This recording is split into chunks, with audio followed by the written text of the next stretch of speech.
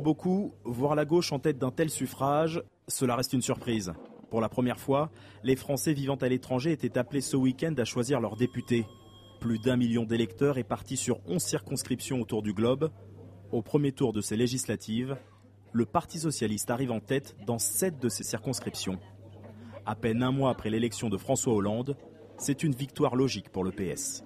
Nous avons fait le choix au Parti socialiste de nommer, d'investir des candidats qui vivent dans les circonscriptions.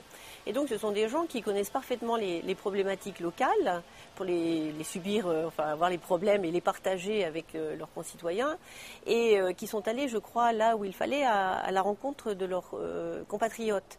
C'est un petit peu plus difficile quand on est parachuté, quand on arrive un petit peu plus en retard et un peu plus tard, en tout cas dans la campagne, pour les candidats de la droite. Ça, c'était une pique destinée aux anciens sarkozystes, aujourd'hui candidats en mauvaise posture. À l'image de Marianne Monchamp, ex-secrétaire d'État lors du dernier quinquennat. Aujourd'hui en lice dans le Benelux, elle est en seconde position face aux candidats socialistes. Autre cas similaire, celui de Frédéric Lefebvre, candidat en Amérique du Nord. Battu par son opposant socialiste vert et talonné par un candidat dissident de droite, l'ex-porte-parole du président Sarkozy obtient 22%.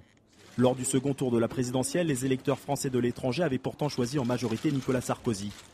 À croire que cet électorat penche plutôt à gauche désormais. Il y avait la division avec trop de candidats de droite qui vont peut-être se retrouver maintenant sur un seul candidat. Pas à 100% bien sûr, parce qu'il y a des gens qui ne voteront pas, mais à eux de mobiliser.